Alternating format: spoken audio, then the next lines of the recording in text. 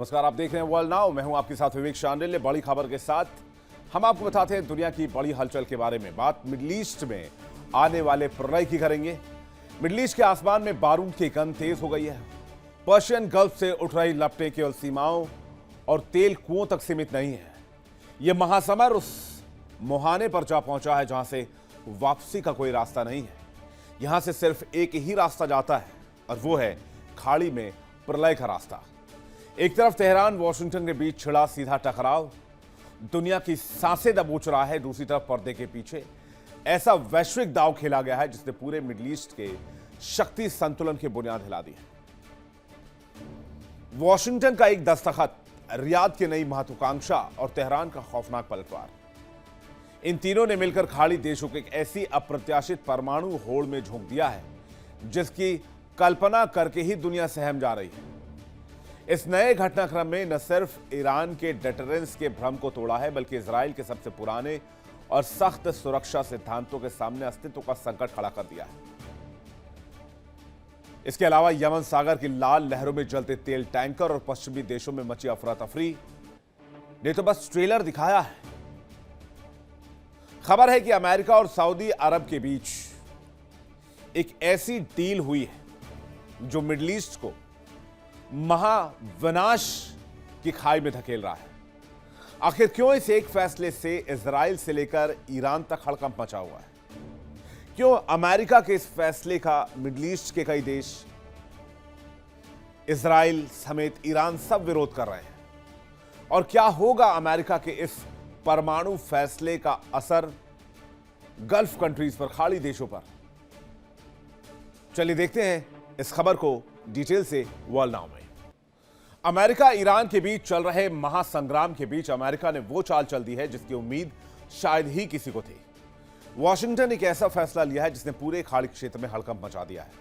America ने Saudi अरब के साथ एक ऐतिहासिक परमाणु समझौते पर हस्ताक्षर किया है जो सऊदी अरब को अपनी धरती पर यूरेनियम एनरिचमेंट करने का संभावित रास्ता देगा। इस कदम से इजराइल की भी नींद उड़ी हुई है, ईरान समेत खाड़ी देशों की नींद भी उड़ी हुई है, तेल अवीव में तो खलबली मची हुई है और पूरे मिडिल ईस्ट में परमाणु लहर दौड़ गई है। आखिर अमेरिका ऐसा क्यों कर रहा है? अगर सऊदी के पास परमाणु हथियार या 90% एनरिच्ड यूरेनियम हो जाता है, ईरान भी परमाणु हथियार के करीब है, फिर क्या होगा? इजराइल क्या करेगा? अब तक मिडिल ईस्ट में जो कुछ चल रहा था उसकी जड़ में सिर्फ और सिर्फ परमाणु हथियार था। अमेरिका ने ईरान पर क्यों हमला किया? Because of uranium enrichment.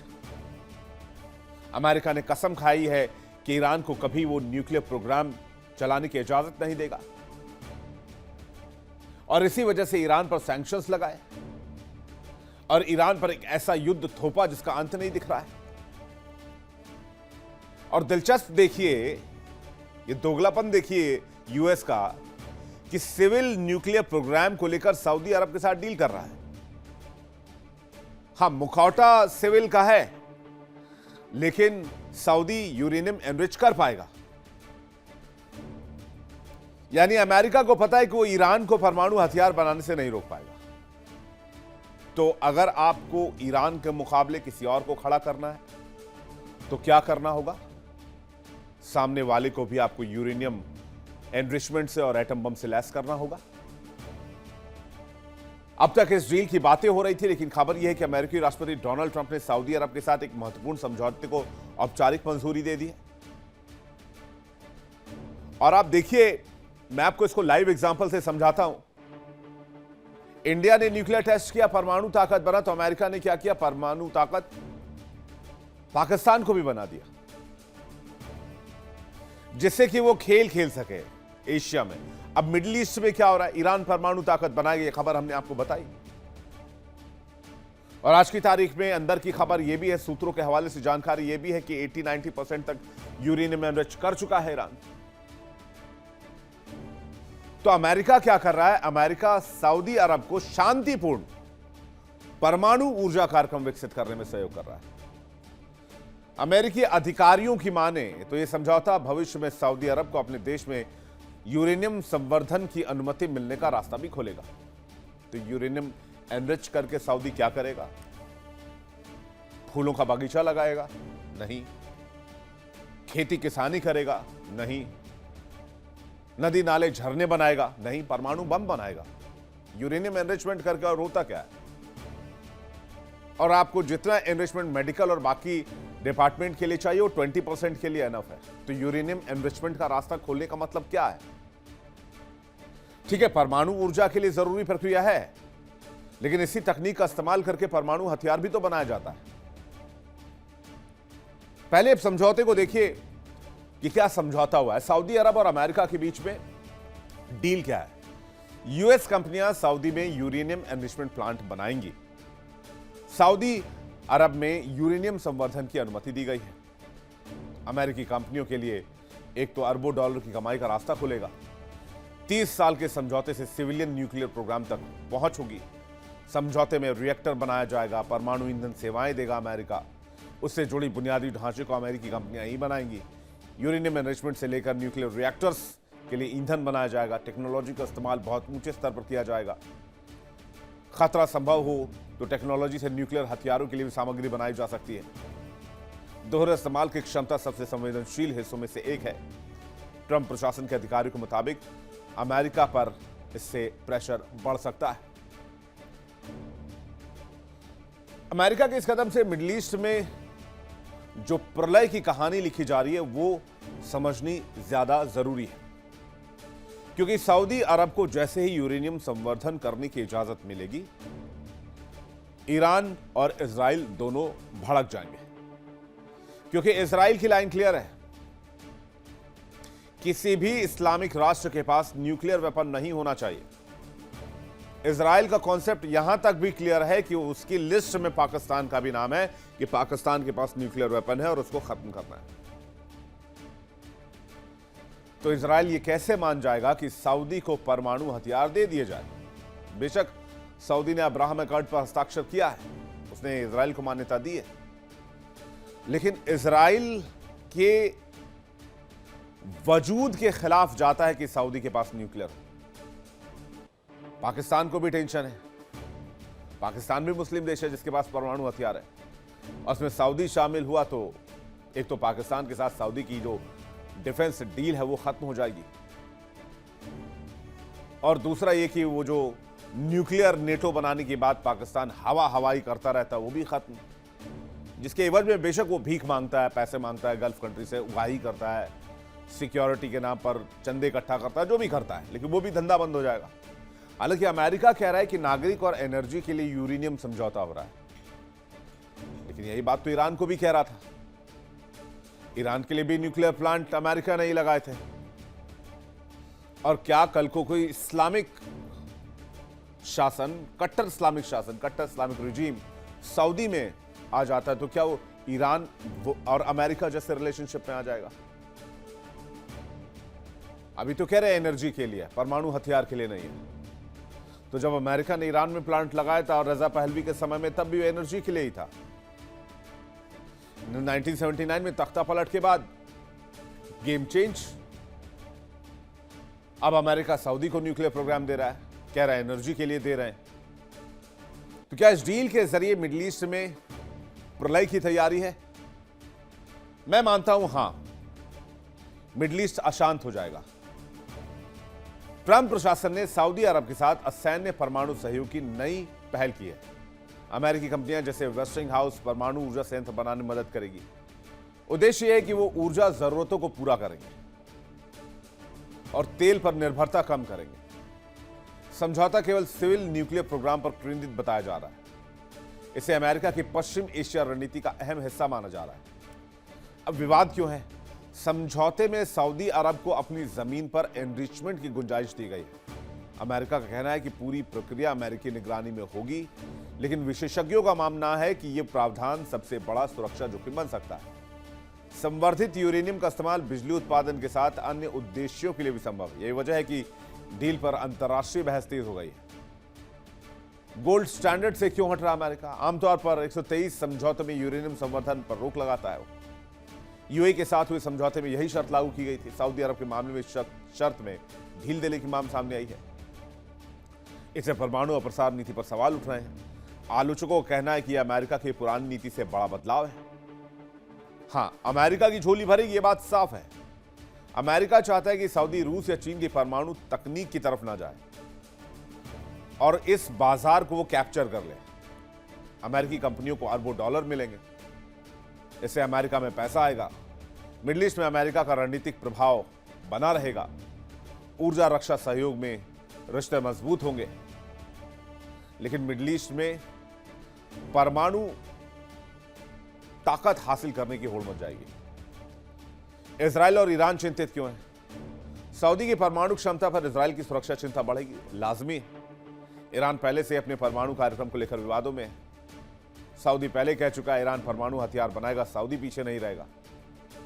इससे मिडिल ईस्ट में परमाणु हथियारों की होड़ का खतरा बढ़ सकता है। पैसे की तो कोई कमी है नहीं, परमाणु हथियार खरीद लेंगे, बेचने के लिए तैयार है। रशिया बेच देगा, नॉर्थ कोरिया बेच देगा, अमेरिका भी बेच देगा। अमेरिका के लिए कोई अंतर्राष्ट्रीय कानून मायने नहीं रखता।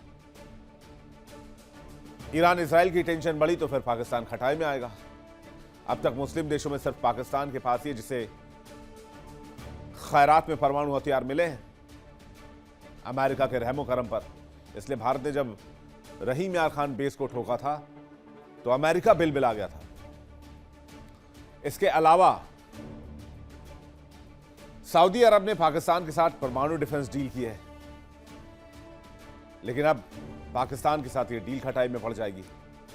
अमेरिका और सऊदी के इस डील की वजह से खाड़ी में परमाणु होड़ मच सकती है। सऊदी अरब को यूरेनियम संवर्धन की राह देने के बाद खाड़ी देशों के बीच शक्ति संतुलन पूरी तरह बिगड़ सकता है।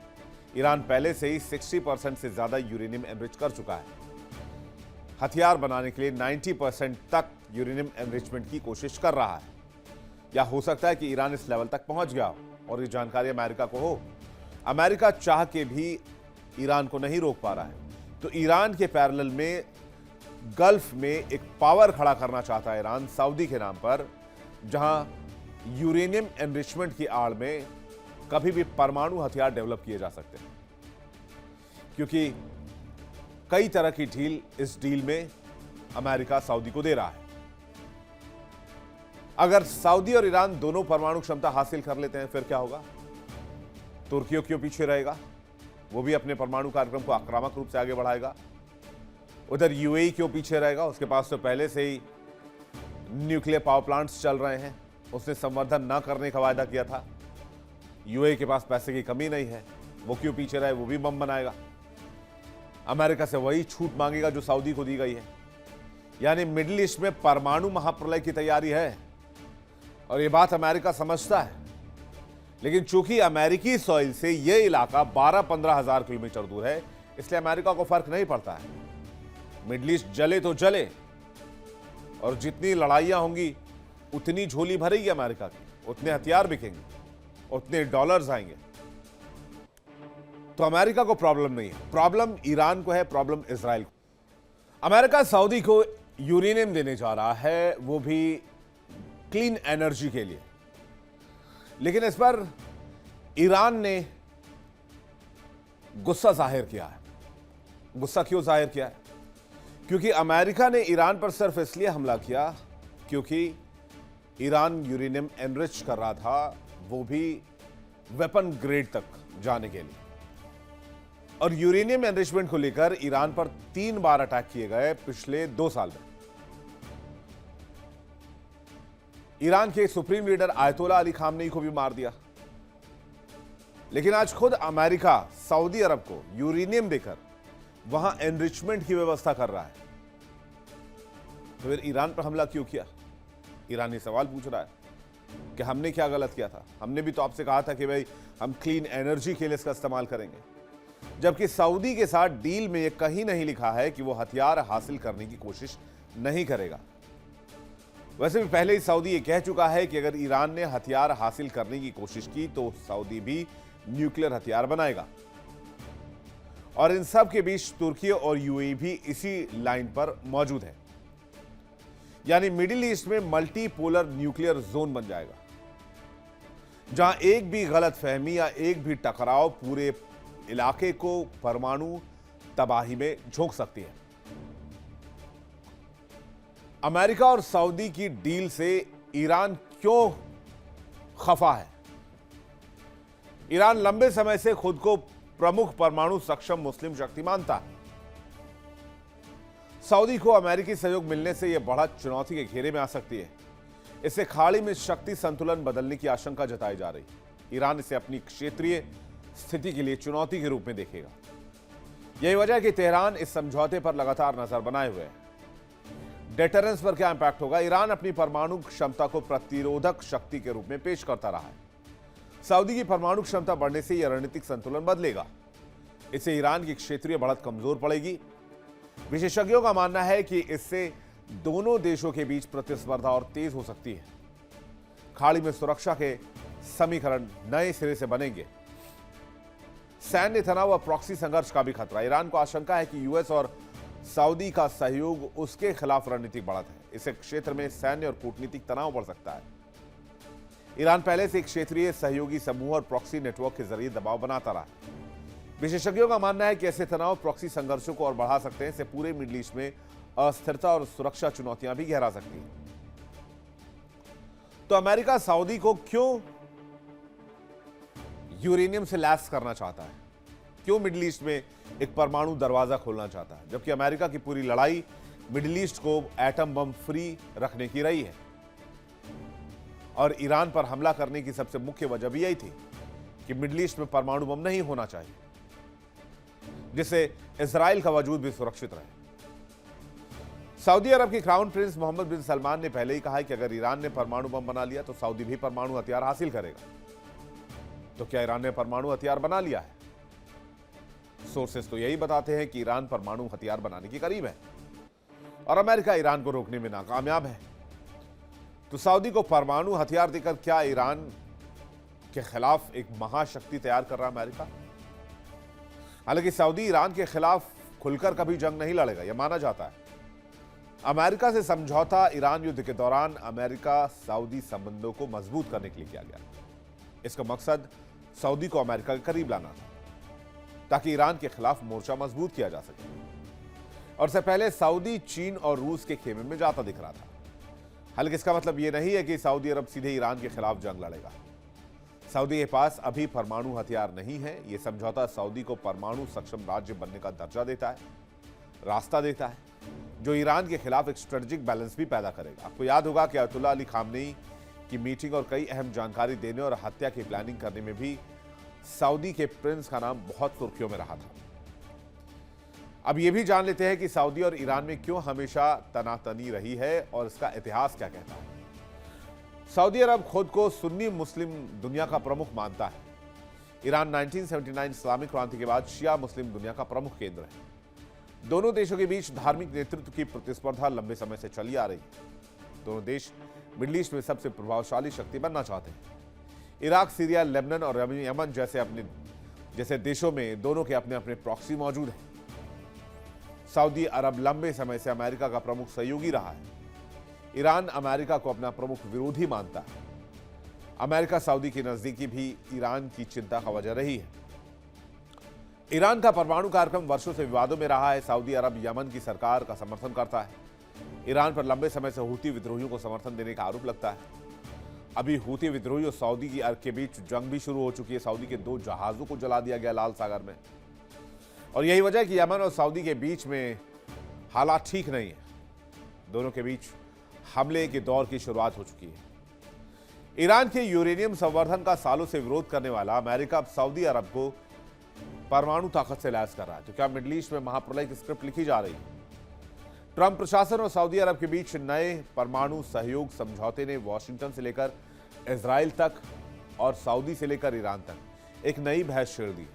ट्रंप प्रशासन का दावा है कि सऊदी को परमाणु हथियार बनाने की इजाजत नहीं मिलेगी, लेकिन अमेरिकी सांसद और परमाणु विशेषज्ञ पूछ रहे हैं कि अगर ऐसा है तो फिर ऐसी छूट देने की जरूरत क्यों पड़ी। यानी इस डील पर सवाल उठने शुरू हो गए। लेकिन अगर ये डील जब हो चुकी है तो इजराइल क्या करेगा? क्योंकि ये तो इजराइल के लिए वजूद के संकट जैसा है। अगर सऊदी में सपोज कीजिए कोई ईरान जैसी सरकार आ गई, कट्टर इस्लामिक सरकार आ गई, तो फिर इजराइल का क्या होगा? अमेरिका और सऊदी अरब के बीच परमाणु डील में सबसे पेचीदा पहलू इजराइल है। इस डील से इजराइल हताश और निराश दोनों हो सकता है। इजराइल की पुरानी और सख्त विदेश नीति रही है बिगिन डॉक्ट्रिन, जिसके तहत इजराइल अपने पड़ोस में किसी भी अरब या इस्लामी देश को परमाणु क्षमता हासिल नहीं करने देता, जैसे उसने 1981 में इराक और 2007 में सीरिया के रिएक्टर्स को नष्ट कर दिया था, जिस वजह से वो ईरान पर हमलावर रहता है। इजरायली नेता और सुरक्षा एजेंसियां अमेरिकी फैसले से बहुत परेशान हैं। उनका मानना है कि आज का दोस्त सऊदी अरब कल सत्ता परिवर्तन या नीति बदलने पर इजराइल के लिए परमाणु खतरा बन सकता है, जैसे ईरान के साथ हुआ। 1953 जब रजा पहलवी की सरकार वहां पर बनाई गई तब अमेरिका और ईरान के रिश्ते बहुत अच्छे थे। 1953 से 1979 तक अमेरिका ने ईरान में जबरदस्त निवेश किया, परमाणु रिएक्टर्स लगाए। नातांज, फोर्डो, ये सारे परमाणु रिएक्टर्स अमेरिका के लगाए हुए।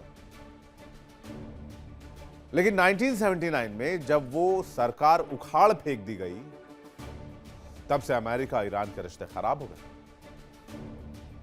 और उसके बाद ईरान के साथ क्या हालात हैं आज की तारीख में आपको पता है। और अब सवाल यही उठाई जा रही है कि अगर इजराइल को थ्रेट हुआ इस डील से, फिर अमेरिका क्या करेगा।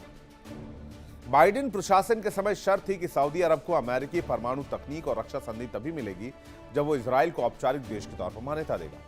गाजा और लेबनान युद्ध के बाद सऊदी अरब के लिए इजराइल को मान्यता देना जनभावनाओं के खिलाफ था। लिहाजा वाशिंगटन ने इजराइल सऊदी नॉर्मलाइजेशन की शर्त को किनारे रखकर केवल द्विपक्षीय व्यापारी को सुरक्षा कारणों से परमाणु डील पर हस्ताक्षर कर दिए, और इससे इजराइल को थ्रेट है।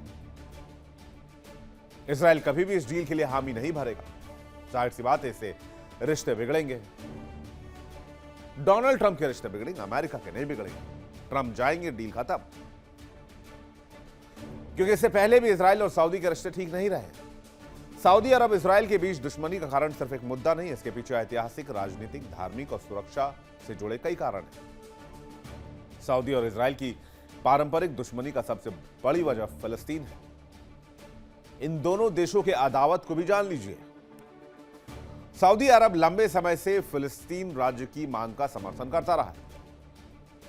इजराइल के कब्जे और बस्तियों का सऊदी लगातार विरोध करता रहा है। 3070 में ग्राफिक्स लीजिएगा पीछे, प्लीज, थैंक यू। सऊदी ने कहा कि फिलिस्तीन में ठोस प्रगति के बिना इजराइल को मान्यता नहीं देंगे। इजराइल की स्थापना के समय सऊदी अरब ने उसका विरोध किया था। 1948, 1967, 1973 के अरब इजराइल युद्ध में सऊदी ने अरब देशों को सपोर्ट किया। 1973 के युद्ध के दौरान सऊदी ने तेल सैंक्शन भी लगाया था। सऊदी खुद को इस्लाम के पवित्र शहरों मक्का और मदीना का संरक्षक मानता है। अल अक्सा मस्जिद से जुड़े विवादों पर सऊदी इजराइल की नीतियों की आलोचना करता है। यह मुद्दा पूरे मुस्लिम जगत में बेहद संवेदनशील माना जाता है। पिछले कुछ वर्षों में दोनों देशों का साझा प्रतिद्वंद्वी ईरान बना है। इसी कारण से सुरक्षा और खुफिया स्तर पर दोनों के बीच सहयोग सहमति बनी। अमेरिका दोनों देशों के बीच समन्वय बनाने की कोशिश करता रहा है। गाजा युद्ध के बाद सऊदी ने इजराइल की सैन्य कार्रवाई की आलोचना की। अमेरिका और सऊदी के बीच सामान्य संबंध की बातचीत लगभग रुक सी गई। वर्तमान में सऊदी का रुख है कि फिलिस्तीन मुद्दे पर प्रगति के बिना वो संबंध बरकरार नहीं रखेगा, और अब अमेरिका और सऊदी में न्यूक्लियर डील की वजह से रिश्ते और तनावपूर्ण हो सकते हैं। सवाल यह उठ रहा है कि क्या इजराइल इस स्थिति में सऊदी को मान्यता देगा, जब पहले से ही ईरान से वो इस मुद्दे पर जूझ रहा है। इजराइल के लिए आगे कुआं पीछे खाई जैसी स्थिति है। इजराइल इस परमाणु डील को रोकने में नाकाम रहा है। इस डील से पहले नेतन्याहू अमेरिका जाना चाहते थे, लेकिन व्हाइट हाउस ने नेतन्याहू को ट्रंप से मिलने का समय ही नहीं दिया। भविष्य में इस परमाणु खतरे को बेअसर करने के लिए सऊदी अरब के साथ एक मजबूत सुरक्षा गठबंधन बनाने के लिए इजराइल सऊदी अरब को मान्यता देने पर मजबूर होगा, या फिर अमेरिका में रिजीम चेंज करा देगा। क्योंकि इजराइल के साथ जिस भी लीडर ने रिश्ते बिगाड़े हैं, उसकी कुर्सी गई है अमेरिका में। जूइश लॉबी अमेरिका में बहुत स्ट्रांग मानी जाती है, और अमेरिका इजराइल को लगातार मजबूत करता रहा है। अत्याधुनिक अमेरिकी हथियार देता रहा है, पैसे देता रहा है, सुरक्षा के आश्वासन देता रहा है। लेकिन अगर अमेरिका की वजह से इजराइल को थ्रेट है, या वहां की किसी सरकार की वजह से इजराइल को थ्रेट है, तो समझ लीजिए इजराइल तो खतरे में जब आएगा तब देखा जाएगा वो सरकार पहले खतरे में है। क्योंकि इजराइल के लिए एक्सटेंशियल थ्रेट है। अमेरिका ने सऊदी के साथ डील करके इसराइल को फिर से ठग दिया है। लेकिन ये पहली बार नहीं है। ईरान से जंग में अमेरिका ने इसराइल को कई बार ठगा है। अमेरिका ने सऊदी के साथ डील कर इसराइल को ठगा। अमेरिका और सऊदी की डील इसराइल के लिए बड़ा झटका है। इसराइल ने कहा अरब देश परमाणु हथियार नहीं रख सकते, लेकिन सऊदी को संवर्धन की इजाजत मिल रही है, वो भी बिना किसी शर्त के साथ। ईरान के साथ डील के समय भी अमेरिका ने इसराइल को ठगा था। अमेरिका ईरान में डील को इसराइल ने नहीं माना और न ही इसराइल को बातचीत में शामिल किया गया। ईरान जंग के बीच में नेतन्याहू को अमेरिका जाने की अनुमति नहीं दी गई। इजरायली मंत्रियों को भी अमेरिका वीजा नहीं दे रहा है। कई बार ट्रंप इसराइल और नेतन्याहू को भी धमका चुके हैं। कहते हैं हमारे बगैर तुम्हारा कोई वजूद नहीं है। अमेरिका ने सऊदी से डील करके दो देशों को एक साथ झटका दिया। इसलिए कहा गया है ना कि किसी का अमेरिका ना तो किसी का स्थायी दोस्त है और ना ही किसी का स्थायी दुश्मन। अमेरिका अपना हित देखता है। सऊदी रूस और चीन की ओर शिफ्ट ना हो जाए, ईरान अकेला न्यूक्लियर पावर ना बन जाए, मिडिल ईस्ट में अमेरिकी दबदबा ना खत्म हो जाए, तो इससे अच्छा है कि सऊदी को न्यूक्लियर पावर बना दिया जाए। और अगर सऊदी न्यूक्लियर पावर बनता है तो पीछे से ईरान भी है, यूएई भी है, इसके बाद बाकी के मिडिल ईस्ट के कंट्रीज भी हैं, तुर्की भी है। तो अमेरिका को बहुत सोच समझकर यहां फैसला करना होगा। वर्ल्ड नाउ में फिलहाल इतना ही। वक्त एक छोटे से ब्रेक का है, फौरन लौट रहे हैं। देखते रहिए इंडिया डेली 24/7। देखिए इंडिया डेली 24/7 अब आपकी स्मार्ट टीवी पर। इंडिया डेली मौजूद है सभी डिजिटल प्लेटफॉर्म पर लाइव और लगातार। इंडिया डेली 24/7 हर दिन राष्ट्र को समर्पित।